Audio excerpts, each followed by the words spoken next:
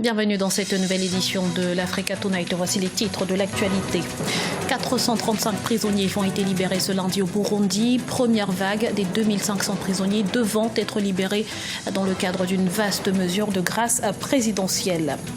La Libye enquête de main-d'œuvre étrangère pour relancer la production pétrolière. Celle-ci avait déserté en raison de l'insécurité dans l'est du pays. Et puis l'art reprend ses quartiers en Égypte. Le musée de l'art islamique, fermé après l'attentat de 2014, a rouvert ses portes le 19 janvier 2017. La mesure a été annoncée en décembre 2016. Sa mise en application est désormais lancée. Le gouvernement burundais a en effet entamé ce lundi 23 janvier la libération du quart de sa population carcérale dans le cadre d'une grâce présidentielle visant à désengorger les prisons. Les détails avec Maria Madramé. Le Burundi libère un quart de ses prisonniers dans le cadre d'une grâce présidentielle. 435 sur les 2500 prisonniers prévus ont retrouvé la liberté ce lundi 23 janvier 2017. Ces décisions visent notamment, selon les autorités, à désengorger les prisons surpeuplées du pays. Hier, alors, ils ont commencé le travail. Le travail va continuer jusqu'à ce que tous les 568 soient libérés. On va continuer jusqu'à ce que...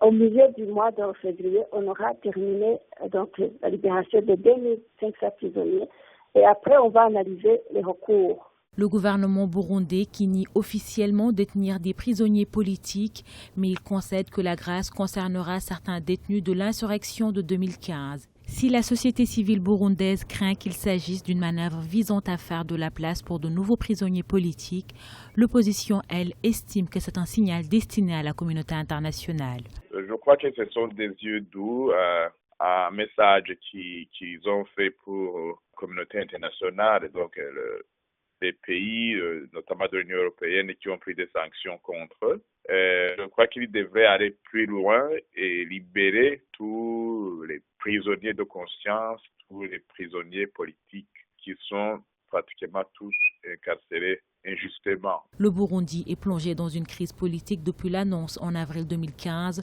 de la candidature du président Pierre Nkurunziza à un troisième mandat. Les violences ont fait plus de 500 victimes et plus de 300 000 déplacés. Avant cette grâce présidentielle, plus de 10 000 personnes étaient détenues dans les prisons burundaises contre 6 000 avant avril 2015. Enfin, une avancée en République démocratique du Congo. Plus de 3 semaines après la signature de l'accord global, les partis se sont mis d'accord ce lundi sur la composition du Conseil national de suivi. En ce qui concerne le mode de désignation du Premier ministre, en revanche, les divergences persistent. Voyez ce reportage de Jacques Amboka, notre correspondant à Kinshasa. Signé le 31 décembre 2016, l'accord politique entre la majorité et les rassemblements de l'opposition n'est toujours pas en application plus de 3 semaines après. Les arrangements particuliers sont en cours et un compromis a été trouvé ce lundi 23 janvier sur la composition du Comité national de suivi des accords. Il sera composé de 28 membres dont la présidence est confiée à Étienne Tshisekedi, assisté des 3 vice-présidents issus du Front pour le respect de la Constitution, de la majorité présidentielle et de l'opposition, signataires de l'accord du 18 octobre. Le mode de la désignation du Premier ministre divise encore. Toutes les prérogatives constitutionnelles reconnues au président Kabila, en tant que chef de l'État, jouent et doivent jouer pleinement.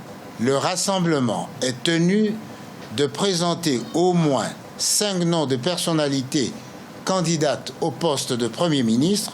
La dynamique de l'opposition, composante du rassemblement qui a réuni ses militants ce lundi 23 janvier afin de faire la restitution de l'évolution sur les arrangements particuliers par la voix de son modérateur, a souligné sa position quant à la désignation du Premier ministre.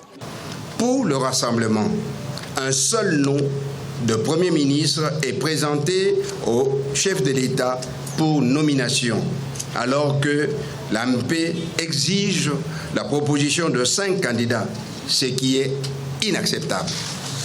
Avec le compromis sur la composition du Conseil national des suivis des accords, c'est un pas vers la mise en application de l'accord du 31 décembre 2016. Cependant, deux questions restent à résoudre, notamment le mode de désignation du Premier ministre et celle de la décrispation du climat politique.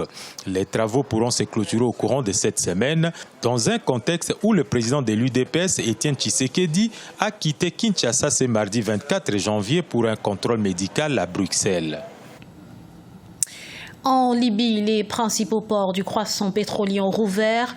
Seulement voilà, les travailleurs étrangers ont déserté en raison de l'insécurité. Or, cette main-d'œuvre est indispensable pour relancer la production de pétrole. Alors, comment les inciter à revenir? Les autorités planchent sur cette question. Birama Saounera. Après la réouverture des principaux ports du croissant pétrolier dans l'est de la Libye, les responsables espèrent le retour des travailleurs étrangers. Objectif, aider à stimuler la production pétrolière. En septembre 2016, la Société nationale des pétroles a rouvert 3 ports sur le littoral au site de Benghazi. La levée de ces longs blocus dans le port a aidé à relancer la production de pétrole de la Libye. Nous invitons le personnel étranger à revenir et à reprendre le travail. La zone que nous avons délimitée est une zone sûre jusqu'à la périphérie de Sirte à l'ouest. Elle est sous la protection de l'institution pétrolière dont la direction générale et le centre des opérations sont à Sirte.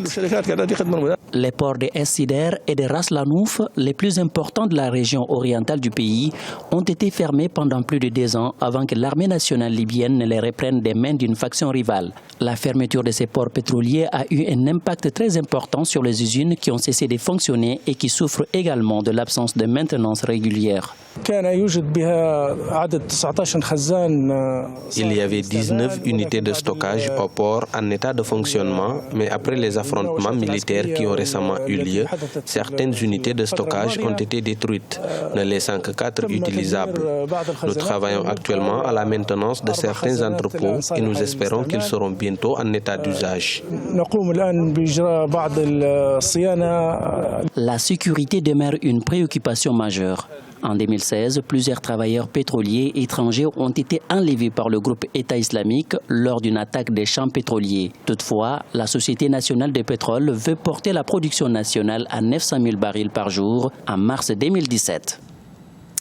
Culture à présent, le musée d'art islamique reprend vie en Égypte. Il s'agit d'un des plus vieux et des plus importants musées consacrés à l'art islamique. Un bâtiment de 2 étages abritant plus de 100 000 trésors anciens.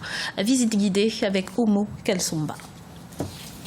Le musée d'art islamique du Caire a rouvert ses portes au public. Il y a 2 ans, cet édifice culturel situé dans le quartier Bad el-Halk a été endommagé par un attentat à la bombe.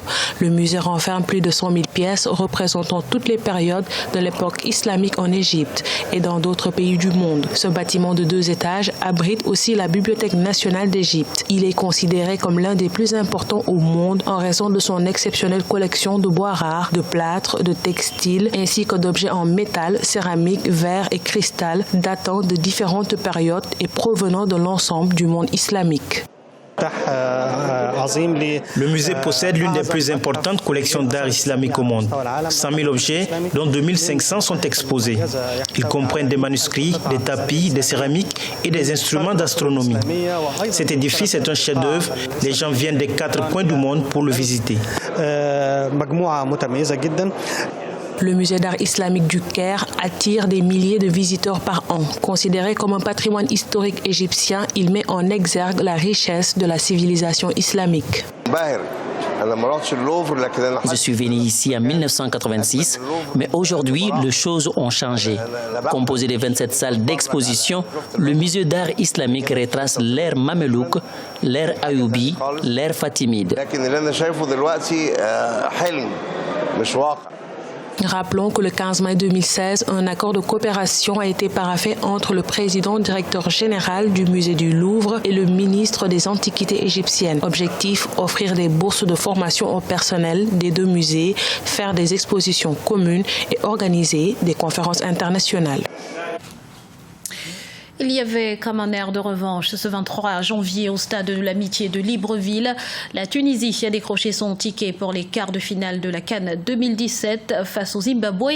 Les Aigles de Carthage ont impressionné et montré qu'ils étaient capables de marquer à plusieurs reprises. Score final 4-2. Les temps forts de la rencontre dans ce reportage de Douglas Toutoum, notre correspondant au Gabon. Déjà quart de finaliste lors de la précédente édition, la Tunisie a lundi 23 janvier 2017 une nouvelle fois franchi la phase de poule de la Coupe d'Afrique des Nations en battant le Zimbabwe 4-2. Les Aigles de Carthage ont obtenu leur qualification pour les quarts de finale dans un stade de l'Amitié quasi vide au lendemain de l'élimination des Panthères du Gabon, équipe hôte de la compétition. Dans la compétition, toutes les équipes se valent maintenant.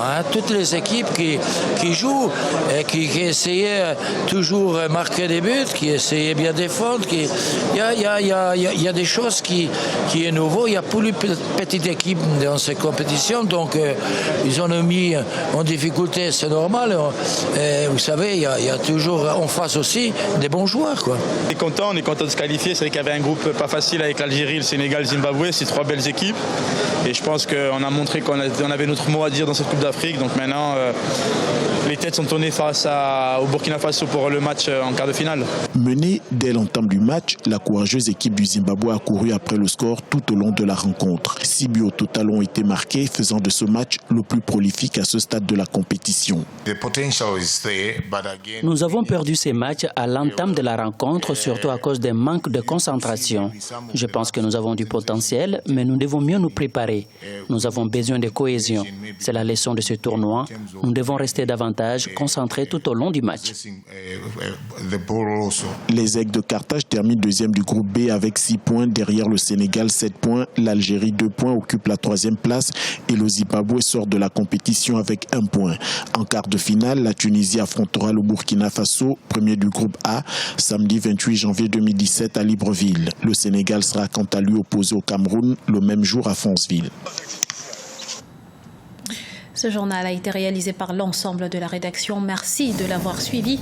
Restez sur Africa 24 dans un instant, une nouvelle édition de l'actualité.